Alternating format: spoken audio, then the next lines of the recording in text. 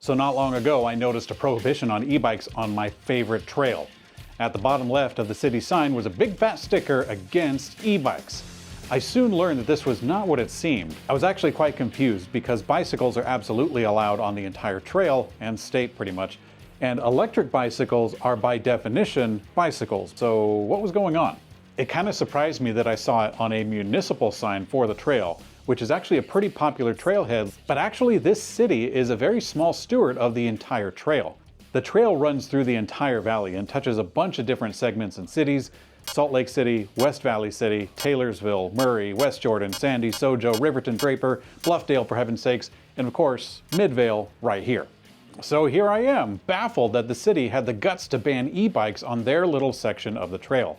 But my first reaction was a little too hasty. I noticed that the ban was just a simple sticker that was placed on an already weathered sign. It looked like it was glue in the back, but I wasn't quite sure. So I called up the city of Midvale and asked about this sign.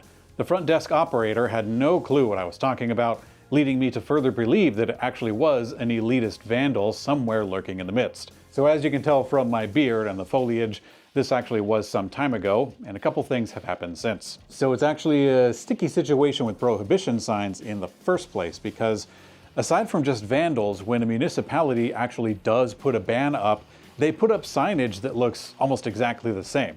Now they might look a little more official with an actual hard sign, matching colors, maybe even a matching font if they really go all out, but even then it's really hard to know what is real and what isn't. The only way to validate these is to visit the website and/or contact the entity ahead of time. Now that's really hard because vandal signs, they just put them up physically. They don't put any other information, so it's hard to figure that out without going there. Now sometimes you'll see a reference for the actual code, which makes it incredibly fast to get to the bottom of it if it actually is a real ban. At the same time, if someone puts up a phony baloney code, this can act as a barrier to quell immediate concerns, but it doesn't hurt to double check. Now, this kind of signage is not exactly new, or at least it's new for the people who are getting into electric bicycles, because this kind of stuff has happened before. I've seen it with four-wheelers, I've seen it with regular bikes, even popping up in residential neighborhoods. Now, this is most commonly done by just people, public agitators, busybodies who go out to claim their territory or just want to feel important or something. But honestly, it really does bother me, like on a deep level, because if people don't comply with these individually fabricated bans, then the implication is legal action. And a lot of people understand that to mean fines, and less experienced people might actually misinterpret that to understand as jail time, even though that's not really on the table for any of these. Now, I'm really bothered because it's a passive way for these busybodies to be manipulating their own neighbors into a state of fear. And to me, it tugs at the same nerve that boils my blood when I hear about bogus lawsuits or people dressing up like cops. These unauthorized and unqualified weak people who just want to dominate others with a mask of power, and they steal that from our own respect for institutions. I find it disgusting. Let me know if I'm overblowing this. Let's get back to the sign real quick. Now again, this is not a new thing, but it is new and tricky for electric bikes because, like I said earlier, these laws have been changing pretty rapidly.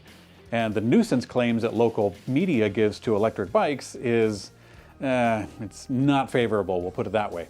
And we're starting to see that these sort of prohibitions are being thrown out all over the place, not just nosy neighbors, but also from a neighborhood or an HOA or a city or a municipality, even on a larger scale. There's quite a lot of overlapping things to consider here. As a matter of fact, no electric bike signs are widely available for anyone to purchase and slap up wherever they darn well want.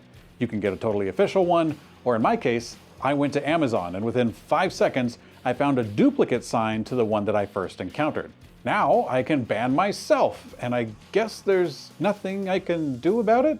I think the solution to this is to engage with these local communities and try to instill a sense of respect for the other people who are using these trails or pathways. There is a concern that people have that they're going to get run over by an electric bike or blasted with a really loud motor, or that some kid will die when they dive into traffic.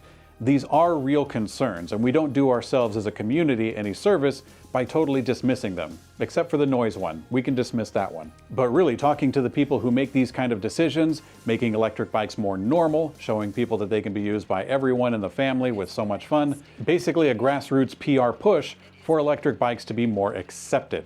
It's weird to say that now, considering that electric bikes have never been this popular, and we all know why, but still there's people out there who see them as some sort of menace, some sort of dragon to be slain, or something like that. As a matter of fact, I went back to the place where this all started, and guess what I found? The problem sticker was taken down. I assume that the city of Midvale took this down after they heard my answering machine message, and at least for now there will be no confusion for people who want to approach this trailhead. And you better believe that I am going to be quite diligent looking at signage from now on.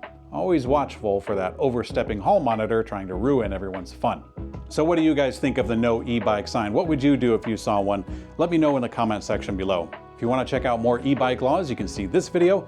I'm Mikey for Blue Monkey Bicycles, and I will see you on later.